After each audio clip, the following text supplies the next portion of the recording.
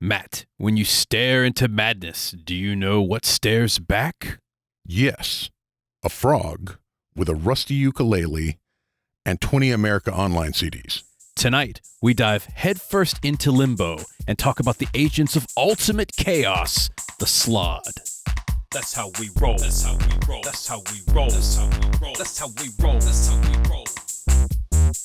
That's how we roll. That's how we roll. That's how we roll. Welcome to the Goblin's Corner. My name is Eric. And I'm Matt. And tonight, We're discussing Slaad. yes, the agents of ultimate chaos, your lovable frog-like behemoths with a mallet and a party hat, just waiting to be friends with you and tear your skin from your bones. And one of your favorite creatures. Can you tell?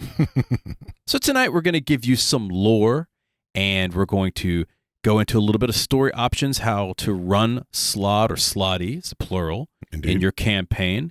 But before we get to all of that, if you haven't yet, hit that like and subscribe button. Help our show get out to more people and get notified when more amazing episodes come your way. And hey, if you're listening to the show, give us a review on iTunes or Podchaser. The Slaad would enjoy it. It would feed the hungry algorithm. It's true. Just 5 stars and a croak. Yes. You know what? I will take croaks for reviews. That would be delightful. Well, especially for this episode, it'd be hilarious. 100%. So before we get to the Slaad part, it should be noted that in general, when we do an episode for the Goblin's Corner, particularly for creatures, and if you haven't seen any, a good example would be bullywugs and lizardmen, Mm-hmm. we usually pair them up, right? Yes. Here's one, here's one of the other. And tonight we were going to do Modron and Slaad. We were, and then we came to our senses. Yes, because there's way, way more than we thought going on with both of those types of creatures. And in fact, guess what? Spoiler alert, we're doing Modrons next week. Sure. So look forward to that. It's going to be delightful. And so tonight we decided that we would maybe spend a little time on our lovable frog monsters and talk about the Slaad. So first off, what's up with the Slaad, Matt? They're chaos monsters with a whimsical bend. It's literally written in the original creature description that they have a humorous side. Yes, which I find delightful because there needs to be more whimsical monsters in D&D. Agreed. They are great protagonists or antagonists, or both. Yeah. In the same creature. Yes. They're also varied, right? There's several different types, and if there's not a flavor that particularly suits your purpose, you just make a new one in a different shade. Yeah, you can literally just come up with something on the fly, call it a Slaad. Yep. And finally, I love them. Yes. I love them very much. If I were to choose one monster out of D&D that I could use constantly, it would be Slaad. In fact, you have one in your home game. I do, in fact. Yes. So let's kind of learn a little bit more about Slaad or Slaadi, which is the plural, as we mentioned before. Right. Matt, what are we talking about when we talk about Slaadi? Well, first off, when we're talking about anything regarding Slaad, assume we're generalizing because they are literally chaos personified. They believe in 100% individuality. Yes. And so everything we're talking about tonight, consider it as a generalization. You have to. First off, because they've been around since like the Fiend Folio. And secondly, because they are way varied in all of the different splat books, in the stories. Oh, yeah. And there are different flavors that have made it from one edition, but not to other editions. And just, have fun with it. Yeah, Run the with marmalade flavor is delightful. So let's get a definition of Slaad. it. Okay. Matt, what is a Slaad? Slaad are frog-like natives of Limbo. They were created from the primordial soup that makes up that delightful realm, right? Because anything can happen there. Yes. In general, Slaad look like large bipedal frogs Mm-hmm. or toads, depending upon how they're described. And they usually have like long claws. They've got big, wide, fat, frog-like mouth with razor-sharp teeth. Like the Pac-Man frog. Yeah, it's like Pac-Man frogs. And then they also have, Bulbous, big old heads. they could be skinny, they could be fat. But they're always going to have a big old They're head. always going to have a big-ass head. Most look similar enough to each other to be recognized as Slaad, but that's about it. Yeah. The spawning stone, which is what creates them all, loves variety. Yeah, and we'll talk a little bit more about the spawning stone in a minute. All of them are varied somewhat in height, weight, scales, horns, internal organs, and so forth. Now, they can be minor variations, or they can be some major-ass variations. Sure. And so when we say frog-like, again, it's a general term. If you want them to look like lizard people, totally doable, right? Sure. And just take a look at the varied breadth of frogs in the real world. They're widely different creatures. You could have them look like Gripply. You could have them look like bullywugs. You could have them look like toads. Mr. Toad could be totally a Slaad. Absolutely. And should. It's like you could have a Slaad masquerading as a devil toad. Yes. I would enjoy that. He's got an AC/DC t-shirt on. Sure. Just a big old electric guitar sitting across his back. And a Budweiser. He's holding a Budweiser and he's just ready to rock. Sure. It'd be awesome. Yeah, so, DMs, feel free to use whatever, right? Like, mix it up a bit. These are just general stats and general descriptions. In addition to that, they can also shape change. Sure. So, go crazy. Now, we've got a couple of examples, and these are just from the books. Some of these include what, Matt? Well, they could have 4 arms or a single arm sticking directly out of the front of the chest. But why go with chest? Why not just flop it around on the top of the forehead? Yeah, I mean, they could be anything, really. So you could play around with the limbs. Another example, some of them have tendrils for their arms, just kind of waving around, right? Yep. Boils for skin. Yeah, they could be in alternate types of transportation, so they might fly or have wings or burrow. Yes, fish scales. Yeah. Anything, really. They could teleport in. True. They can also be giant-sized. And they should be. Seriously, you need a 50-foot Slaad. Attack of the 50-foot Slaad, like straight out of the 50s. With a bikini and everything. That would be great, right? Sure. Now, all Slaad do have a gem in their forehead that is the same-ish colors as their skin. Yeah, so red Slaad have red gems, blue Slaad have blue gems. Now, what do these gems do? Well, they've all got symbols and markings. These hold the history of the Slaad from its kills to its relatively strength. It's basically, if you want to be like meta about it, it's their Eepstone. Yeah, or their phylactery in many cases. Yeah. Like it basically tells what is about. And some books say if you like extracted it from the Slaad, which by the way, you have to reach in because it's literally tied to their brain. Right. You have to rip it out of their head or teleport it out if you have that magic. Then you could theoretically control the Slaad, which is kind of cool. Yeah. But you got to be careful. You got to be real careful what you ask a chaos being for. Yeah, because you never know what you're going to get with that, right? Bring me an ice cream sundae. Okay. It disappears. And then on Sunday, you're crushed by a mountain of ice cream. It could happen. You can also force to destroy it, and you're allowed 3 requests, quote unquote. I love that it's not 3 wishes. No. It's requests. Yes. Now, in addition to that, Slaad obviously don't like being controlled because they represent individuality and chaos. Right. So if you're going to do that, they will come after your ass when the deeds are done. You know how my brain works, right? So what if you steal the gem, ask 2 requests, and the third request is always do whatever it is you want to do as long as it's not harming me or my friends. They may or may not respect that bargain. That's the thing about a chaos beast. Sure. Slaad, as you might expect, are completely devoted to chaos and sometimes humor. Sometimes humor, right? Yeah. Again, whimsical creations, right? They come in many different colors. Yeah. You got your, red, blue, green, gray. And death. Because death is a color. Absolutely. In terms of Slaad. And there's other colors too, and we'll talk about those in a minute. Some of the books, for example, had mud Slaad, which I guess the color of mud is brown. Sure. They had gourmeal. Yeah, those are the lawful neutral Slaad? Yeah. Scary, right? Black Slaad and white Slaad, and then you mentioned gold Slaad as well. Yes. Those are very specific. And finally, they all had various powers based off of their colors and how long they had been around. And that's, again, subject to change. Sure. And if you want different colors in your Slaad, don't worry about that. We'll teach you how to make some new and improved Slaad in a minute. Sure. I can't wait. Let's get a little bit of lore about the Slaad, because you may not know where they came from. Well, firstly, they were introduced in the Fiend Folio in 1981 by Charles Stross. Yes. Now, I love the story about how Charles came up with them. Apparently, he had a fever when he was trying to come up with a monster. He was sick. He was feverish. And this was They're literally a delirium creature. Yes. How delightful. And why not? Sometimes they were depicted as like Lovecraftian, which means that they should be like throwing around the word squamish as much as possible. But he hadn't read any Lovecraft when he came up with them. Right. That was afterwards. He heard about Lovecraft and he's like, oh, what a happy coincidence.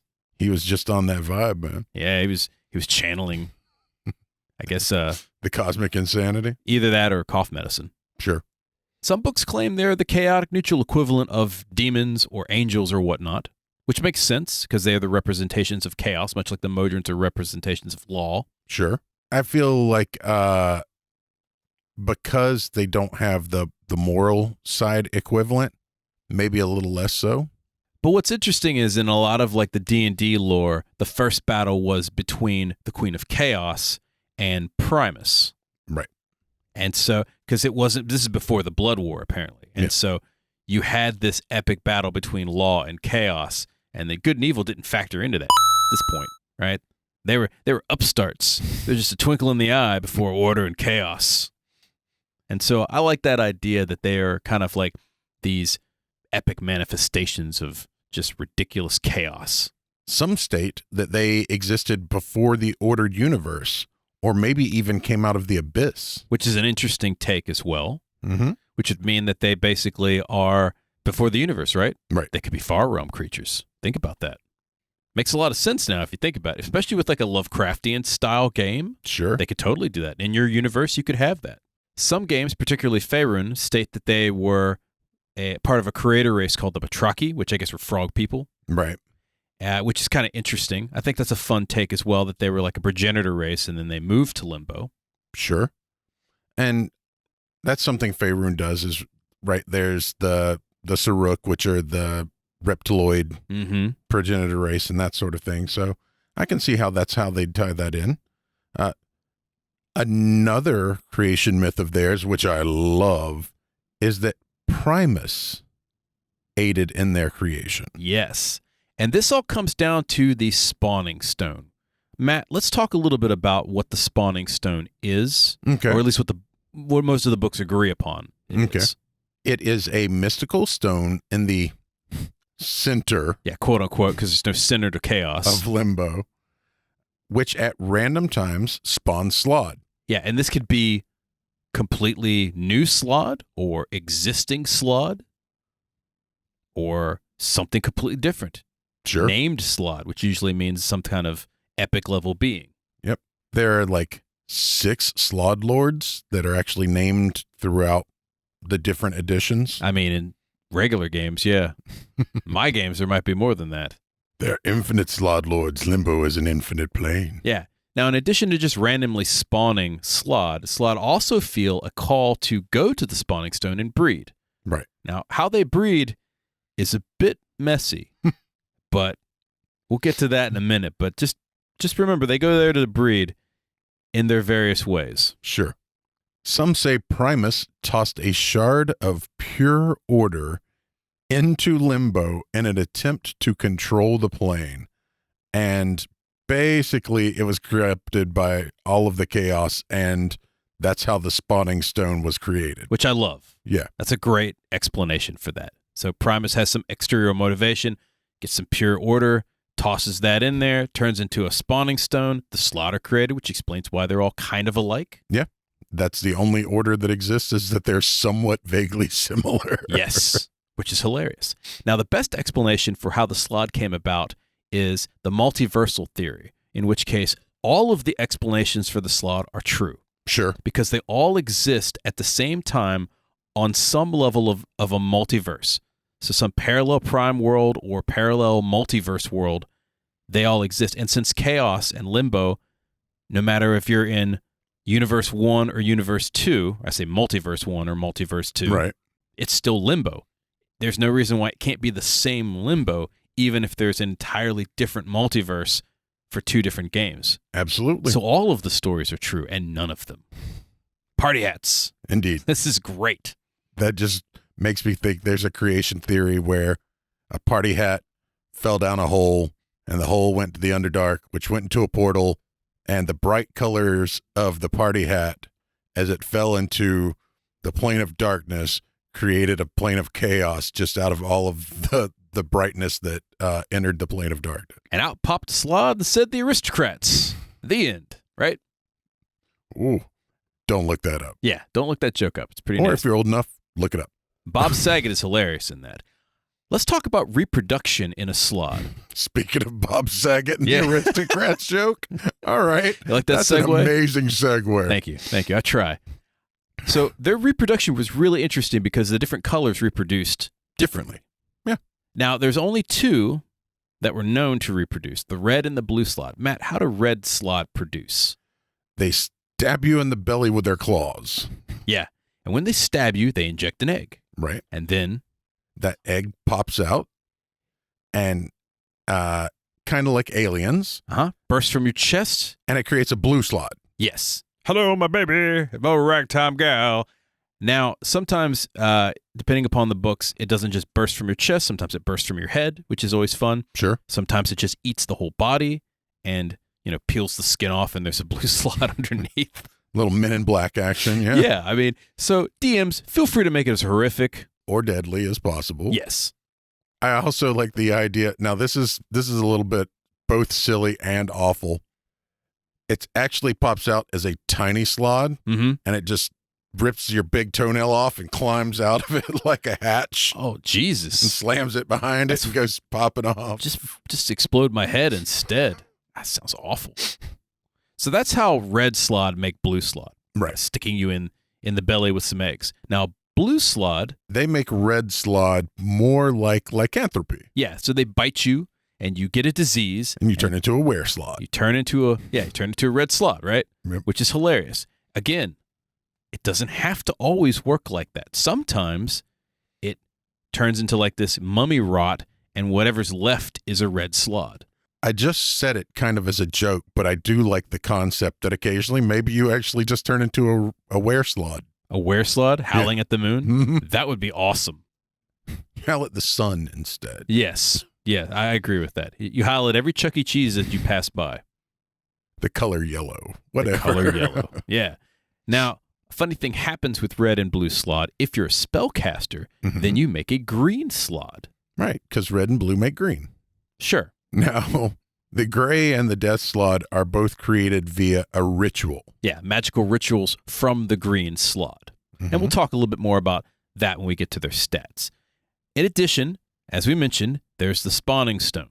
Sure. So they are compelled to go there and breed, which means they're stabbing each other or biting each other, and other Slaads are bursting forth. Or they're dragging hostages and kidnappees to the spawning stone. Yes.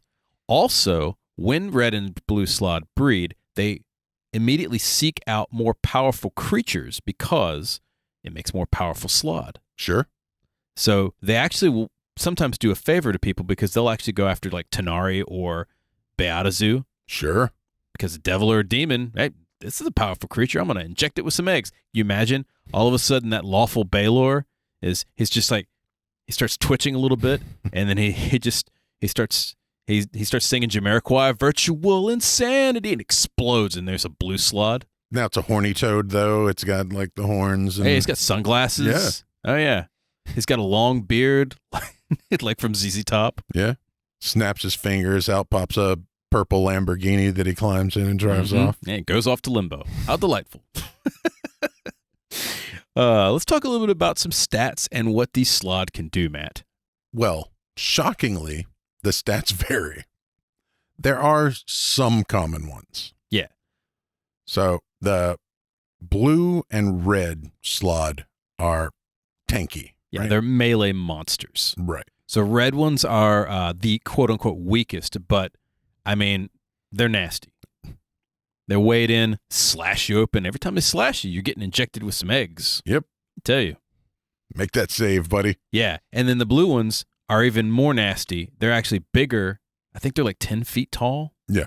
And they get more attacks. Some of them have extra arms to do more attacks. And of course, if they bite you, you're getting diseased. Right. And then you turn into a were-Slaad and howl at the sun. Indeed. What a great idea. I love that.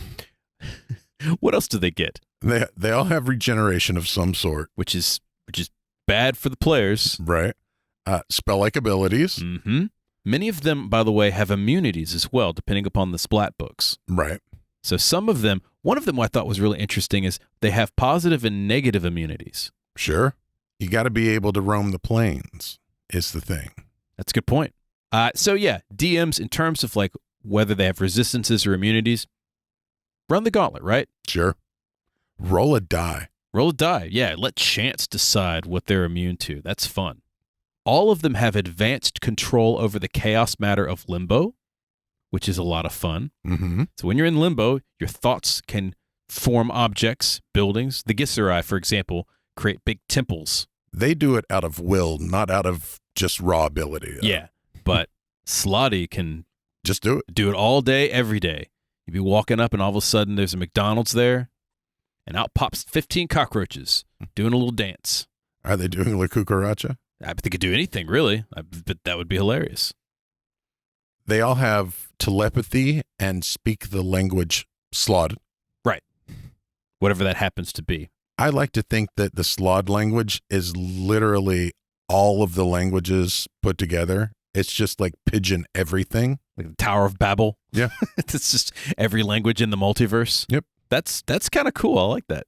DMs, feel free to make each encounter with a Slaad different. And in fact, we'll get into like, when we talk about like upgrading them and stuff, that's definitely something we would stress. Like, don't feel the need to be like, oh, it's a blue Slaad. It has these stats. This is what it does. Claw, claw, claw, bite. Claw, claw, claw, yeah, claw, make claw, it do, bite. Make it do different things, you know? Give them weapons and stuff like that. You know, we should make a random chart, actually, a Slaad chart. That'd be fun. It'd be really big. Yeah. Roll a D10,000. Yeah. It'd be like the Net Librum of wild magic. Like the old Spell Jammer Ultimate Helm chart. Sure. So some very general themes regarding the colored Slaad are this. First off, we mentioned red and blue are tanks. Mm-hmm. Blue being more badass than the reds. Right. So you give them like multi-attack. Some books have rending, I think. Yeah. And that's pretty much it in terms of like physicality. Red get a stun, like a stunning croak. Yeah. Blue get hold person, pass wall, telekinesis, and sometimes a rotting disease. Which is fun. Dude. Yeah. I would say make that disease random. Maybe you start turning into polka dots. Like Polka Dot Man. Yeah. That would be kind of cool. Green are spellcasters. Right. They're usually smaller. And it makes sense because if you have some sort of spellcasting ability and you get bit by a red or blue, you turn into green, right? Right. Their spell list changes according to the version, but all of them get some sort of detect magic, fireball, and so forth. They also all get some form of shape change. Yes. Most of those are intelligent as well. Unusually intelligent is how the book describes them. Sure. So red and blue, they're mostly melee monsters. They're not necessarily the brightest bulbs in the pack. Yeah. That doesn't necessarily mean they're stupid. No. They're just not wizard level IQ. Correct.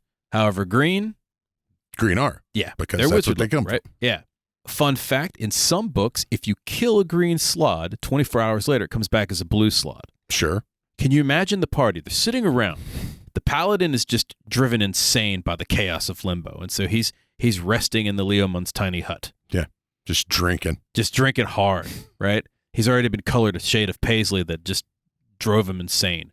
The rest of the party has gathered around a green Slaad. They've defeated the green Slaad after it chucked a few Paisley fireballs at him. Right. And they're combing through the goods. And they set out to have a long rest. They wake up in the middle of the night, and it's a blue Slaad there sitting next to them drinking a beer. And then it bites them and infects them all, and they all howl at the sun. How delightful. Indeed. Imagine how angry a creature of chaos would be at a demotion. Imagine how scared the paladin would be when he wakes up and finds all of his party are now red Slaad. Right.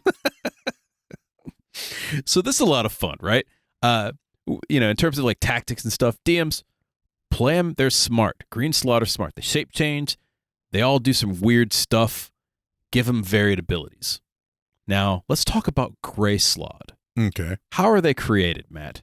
So, after 100 years, a green Slaad will retreat into isolation for a year and just transform into a gray Slaad. He's zenned out. Yeah. He's like, it's time for me to become a boss. Yeah. And they do. Yep. They become even more boss, right? So they get more spells. They also don't drop in their melee monstrousness. Right. They are even more badass in terms of the ability to kill you. And in fact, many of them considered the executioners of the Slaad or the Slaadi. A couple of abilities that we've read that are fun that they get: invisibility at will. Sure. They get to fly. Mm-hmm. Plane shift. You don't get away from a gray Slaad. Yeah. They can also call other Slaad. Yes. Which is delightful. And in other editions, all of the Slaad had summon Slaad abilities, just like demons have summon demon abilities. Yeah. So it's a lot of fun with that. Now let's talk about Death Slaad, the other color of Slaad. First off, all of them, in most of the books, they look like a skeletal frog with like a scythe and a death cloak, which is hilarious. But how do you make a Death Slaad, Matt? Through a special ritual, Gray Slaad, which means you had to survive 100 years as a green Slaad, become a gray Slaad, and then a ritual has to be performed to turn you into a Death Slaad. Yes. These are basically the Baylor of Slaad. They're like a named demon level of Slaadi. And what fun is that?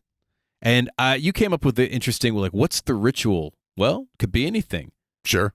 But you had a great one that I love, which was they had to sit still for 10 minutes. Yes. Yeah. A Slaad, a being of pure chaos, has to sit still. Just entirely still. Maybe think about what it's done. That's awesome. So those are the major types of Slaad in the books, but some books have alternative Slaad, different colors, Matt. Yes, indeed. We've got white, black, mud, and what? Gold Slaad. And the Gormeal. And the Gormeal, yes. So white Slaad, they're light gray Slaad, they're white. Sure. And of course, becoming white, that means they have powers over time and space. Sure. Makes perfect sense to me. Yep. Black Slaad is actually somewhat the most logical of them. They have the powers of the void. Yeah, and they tend to be nasty. Well, like maliciously nasty. Right. Mud Slaad are a variant. They're weaker than red, and they were described as cowardly Slaad with physically weak, which is kind of strange. Yeah. How are you a cowardly being of complete chaos? Who knows? That's how it works. Now, you found Gold Slaad. What are Gold Slaad, Matt? Gold Slaad are what happens when a chaos storm washes over one of the chromatic Slaad. One of the fun things about them is basically they just become bigger, more dangerous versions of one of the Slaad. Like Gray Slaad or whatever. Right. But if you do enough damage to them, they basically become a giant gold amoeba. Oh, and then you have to kill them again. Yeah. That's fun. They're a 2-stage fight. And finally, we have the Gormeal. Yeah, so Gormeal, in a realm of complete chaos, you know that at some point, you're going to have a Slaad that's lawful neutral. Sure. So the Gormeal Slaad are lawful neutral. They're described as very reptilian and scary and lawful. I'm going to say those are the ones that look like horny toads. Horny toads? Yeah. Sure. Shoot blood out of their eyes. Like horny toads are very lawful as opposed to the rest of the frog-like. Absolutely. Yeah, I'll buy that. Because they're more reptilian. Sure. Now, we're going to mix it up a little bit from the chaos that we've introduced, and we're going to have what, Matt? We're going to have the question of the week, sir. Okay. I can't wait to hear what Slaad question you have for me this week.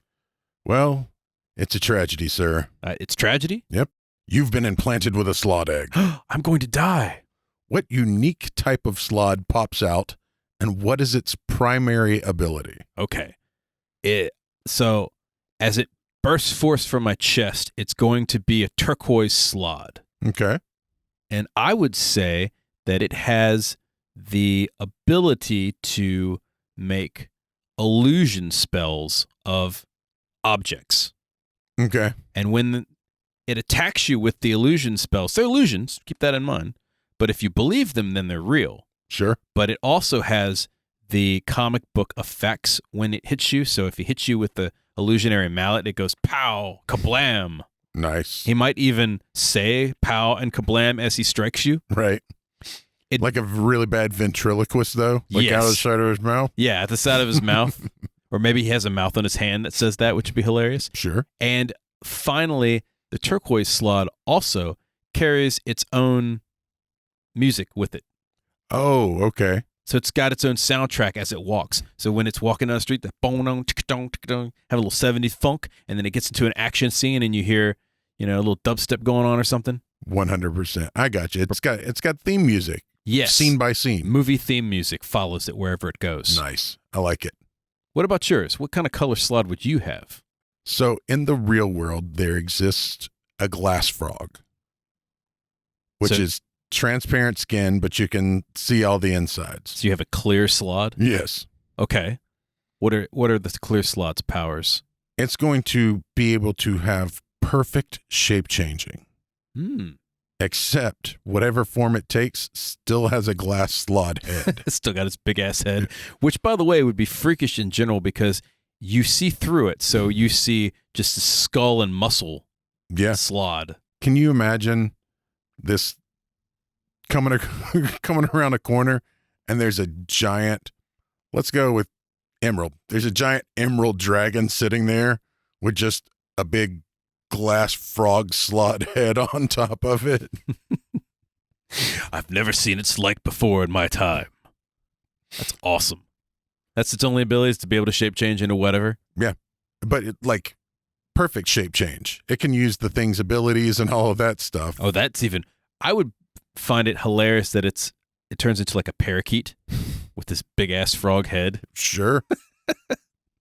Oh, that's ridiculous. As always, we're interested in hearing what ridiculous answer you have for the question of the week. So if you'd like, hit us up at Goblin's Corner on Twitter. And of course, you can find us on all the social media channels. Indeed. We want to know what type of crazy Slaad are you? Yeah. And, we're still on Mastodon as well, just in case Twitter enfolds. Yeah. It's getting closer and closer daily. Every day. Right. Let's talk a little bit about the behavior of Slaads now, Matt, because playing them as a DM is important to note. Like, they're not just, woohoo, I'm crazy. Like, they have, they have like tactics. They have a mentality behind them. Right. They have motivations and drives. Just because they're chaotic neutral doesn't mean they're chaotic stupid. Right. Obviously, they are chaos lovers. Sure. And while the red and blue ones are fairly basic, the green were capable of very advanced thought and planning. One thing to note is that most tend to give themselves away, even when polymorphed. So when you're playing the behavior of a Slaad, they can be perfectly like a human or a humanoid creature or whatever they're being, right? Because they can shape change. Right. But something should give them away. So maybe they might speak out of turn or start to covet some kind of unusual objects like moldy cheese, or maybe they just strike the player characters as just a bit off. They could be manic about one certain type of thing. Or they could just randomly say some crazy Yeah. And they should. So DMs, think about that when you're talking about a Slaad. Now, here's the fun part. If you want to inject a little paranoia into your players, wizards are crazy too. Sure. And they should be, because they're mainlining magic all day long. Right. Or sorcerers or warlocks, for that matter. Yeah. Particularly Path of the Old One. Mm-hmm. So when you approach your characters, is it a crazy wizard, just a strange old harmless crazy wizard, or is it a Slaad about to inject its eggs into you?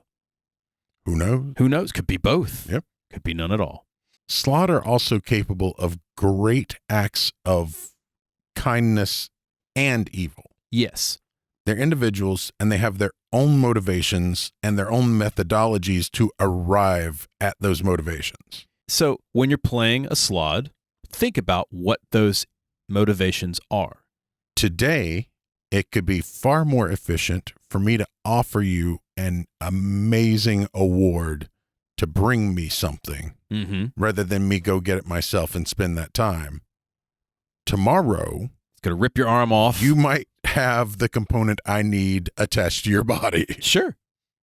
Whatever happens. They also seek to advance the agenda, if there is one, of chaos or limbo. Sure. And so that might just be random different acts, some of kindness, some of evil. But regardless, it's furthering chaos. And so that's always a fun thing to consider as well. You should always remember that they are at least slightly whimsical. Mm-hmm. DMs should play them, whether good or evil or driven, with a sense of humor. Yeah. As they're flaying the skin from the PCs. Yeah, that's what evil sense of humor. Sometimes you're going to have to lean a little dark to get there. Yeah, go a little Joker. Yeah. Right? But they can also be comic relief as well. Sure. When we talk about like behaviors and stuff. Yeah. And one of the things we mentioned when we were discussing it was like a Slaad ripping somebody's ear off and yelling into the ear while they're yelling at the player. Mm-hmm. It's ridiculous. But if you've got the right players, they can see the comedy in that. Absolutely. One final note that I thought was interesting, which was they hate the blood war. Now you might think, wait a minute, didn't they just fight a war with law? Why would they hate the blood war? It's basically the same thing. And what I read was, which I thought was really cool, is it strips them of individuality, which is why they hate the war. They're violent. Right. They enjoy being violent, but they don't like war because it's organized. Right. Which I thought was interesting. Yeah. Don't call me private. Yeah. So what makes these creatures interesting? A lot of things. First off, though, they're crazy chaos frog people. There you go. I mean, in a nutshell, that's a great one. They are literally a wild magic surge given physical form. Yes.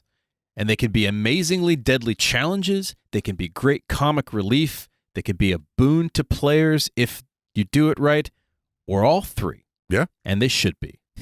Now, if we haven't given you enough, we've got a little bit more as well. We're going to improve the common Slaad. How do we improve a Slaad, Matt? I mean, they're already as varied as possible. What can we do? The first thing we're going to do is give them some advanced tactics. They're going to have individual motivations, and therefore the way they go about accomplishing things is going to change. Yeah. Just because red and blue Slaad are monsters in terms on the battlefield, right, doesn't mean they can't think ahead. Yeah. Maybe they can set traps. Maybe they gang up on you, like group tactics. They are intelligent. They're not particularly intelligent, but they are intelligent. Can you imagine a red Slaad or a blue Slaad with monk levels? Oh my God. Stunning strike. Guess and every who's time getting... he stuns you, he injects his eggs into your... Yeah, that'd be great. Also, they can have group tactics. Mm-hmm. They can work together. There's no reason, as long as their goals kind of commingle and overlap. Now, red and blue Slaad hate each other. So you take a bunch of red and blue Slaad and you port them into a truly lawful paladin sanctuary. Mm-hmm. Before they kill each other, they'll kill them. That's a good point. One thing of note, they are living engines of chaos, and you can let them affect reality by several options. First off, they can just screw with spells. Sure. Maybe they could just cause wild magic around them. So when the wizard starts casting, woo, roll for the wild surge. What? Why? Because you're within 30 feet of a Slaad. Yep. Maybe they mess with magic items. And should. How wonderful is that? Finally, you could also give them what is it, like layer abilities? Yeah. So they just mess with reality in general. So maybe the longer they stay in a particular location, they literally start warping reality around them. Yeah, that makes sense. Obviously, you can just mix up their physical and magical abilities for that matter. Yeah. There's nothing wrong with morphing the stats and the CR of Slaadi to your group's need. Yeah. Make their power level unexpected. Set it up. Yeah. You can roll a dice if you want, or if you want to go by story. I would recommend maybe make them as powerful as the story needs to be. And these are one of the few monsters I would definitely say is you can literally walk in with no idea, give them some general hit points, and just make it up on the fly. And they would work. This actually, I don't know why, but this made me think of a brand new monster that I love the idea. Tiny Slaad swarm. A swarm of Slaad? Yes. Yeah. Yeah, we're doing that. That's definitely going in the book. So come up with some unexpected stuff, right? Make their power set unexpected. You want a Slaad based off the Power Rangers? Go for it. Including the ability to merge together to make a giant mega Slaad. And I'll form the head. Yep. Yeah. You want to give out free hugs and tear your ear off and give them immunity to slashing damage? Go for it. You imagine that? Slaad walks up, rips off your ear. The party immediately starts to get into battle, but now the paladin realizes that even though he's missing an ear, he's now immune to slashing damage. Which is fantastic against fighting a red Slaad. Yeah. Because that means they can't be impregnated. There you go. Right? Could happen. So essentially, DMs use Slaads as banes and boons according to story. And that would be fun. They can almost be like a location-based adventure. Yeah. If you play them right. Matt, what else can we do? Once again, make them individuals. There is literally a Slaad in one of the Splat books that wanders around and tells people, any people, the secrets of the universe. I love that. If you want to cause chaos, just start telling random people the secrets of the universe. See if they believe you or not. If they do believe you, then, it would basically be like giving a first level peasant just a time stop spell. That's awesome. I love that. Make them bold, make them amusing. Yeah. I mean, give them whatever powers you want. It's totally fine. And speaking of powers, we have also one final note. There should be more colors. There should be way more colors. Absolutely. And because we are the people that we are, we've given you 2 extra colors tonight. We have the pink Slaad and the Paisley Slaad. All right, tell me about the pink Slaad, man. Pink Slaad. They're fuzzy, plush, and about 7 feet tall. So they are fuzzy, pink, plush, like squishy plush Slaad. Okay. The crystal in their head moves down to their belly, which glows prominently and sometimes expresses different emotions like smiles or frowns or maybe a cloud with a rainbow. Like a Care Bear crossed with a troll. Yes. One of the troll dolls. Absolutely. Pink Slaad are what happens when you feed a red Slaad grape jelly in a wild magic surge. That makes sense. Sure. I think so. Now, in terms of ability, pink Slaad have the unique ability to manifest objects from thin air, all pink and plush, but usable objects nonetheless. So it creates objects that are pink and plush, but usable for their original function? Yes. So like a giant pink plush greatsword. Like it literally just makes a plushy greatsword and then literally lops somebody in half? Yes, you can lop somebody's head off, but it's still squishy. I love it. So I love it. Yeah, and if your mind is bending a little bit about trying to figure out how that works, don't worry about it. It's not. There's so much comedy there. I love everything about it. Great. So think like, I'm thinking like big pink plush razor blades that cut people up, Sure. but they're so squishy. Plush rocks. Oh my God. Can you imagine giving a bunch of plushy rocks to an ogre? Yes, and he's flattening people with them, but you can But still then go. sleeps on them? Uh-huh. Yeah. Their powers are negated by the color mint. Sure. Just because. Yeah. Now you have one, the Paisley Slaad, which I Indeed. love. Tell me a little bit about the Paisley Slaad, Matt. Paisley Slaad are, thus far, the only small Slaad. They use primarily AoE illusions like hypnotic pattern, color spray, and hallucinatory terrain. Mm-hmm. Although they do, when pressed, throw Paisley fireballs and have a hypnotic gaze attack. That's where Hamblish the Paisley Mage learned his Paisley Fireball. Yes. It is. I love it. If you don't know what we're talking about, go check out Enlightened Evocation. Paisley Slaads develop in a cocoon of blinding light after a blue Slaad has been affected by 1,000 illusion spells. That is amazing. Just on the 1,000th time, they drop into a cocoon of blinding sign light. pops up and some confetti. You're a winner. Yep.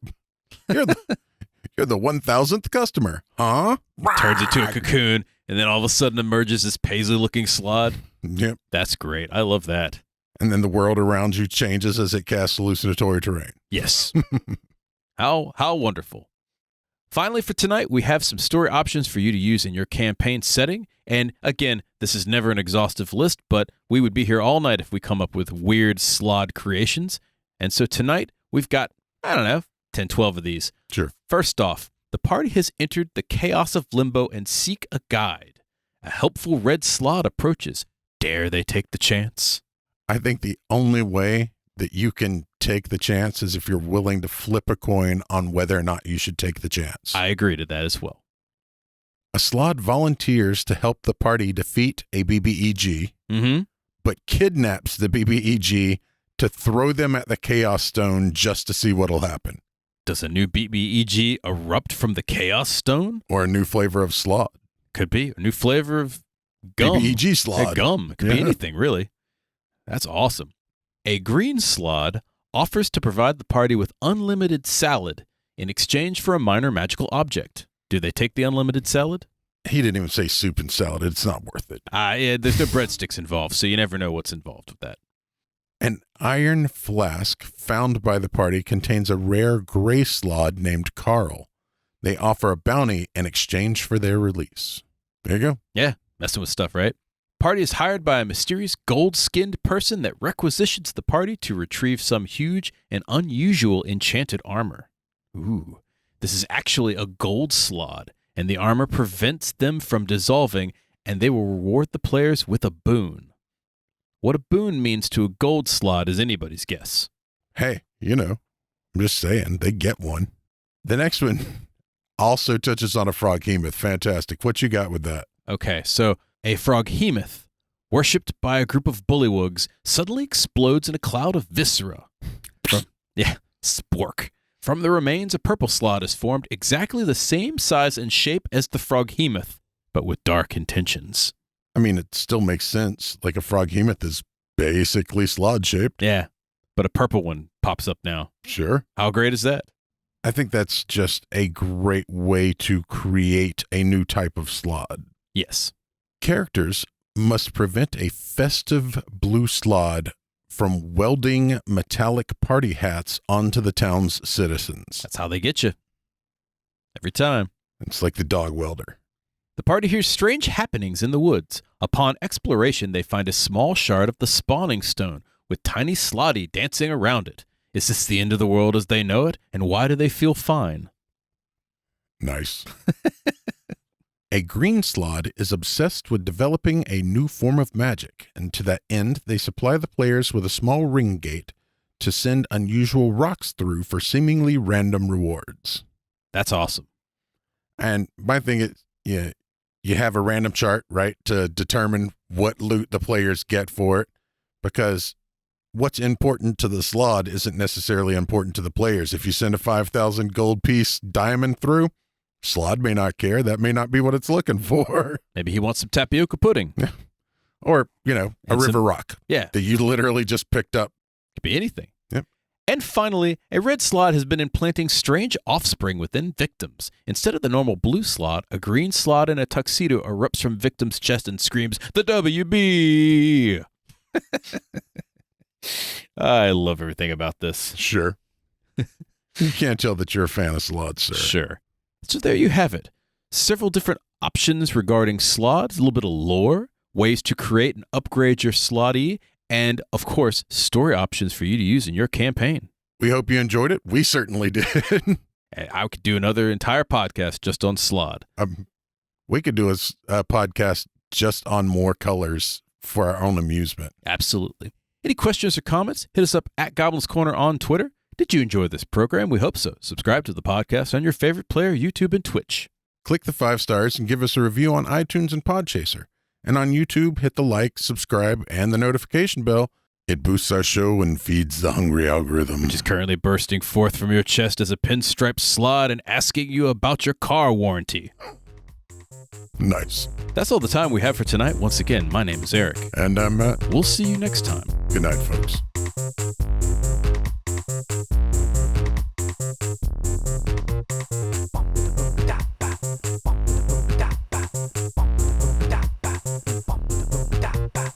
The Goblin's Corner has been written and produced by Eric Holden and Matt Staples. D20 did our music. And this is, in fact, a subterranean production. Your voice is so low.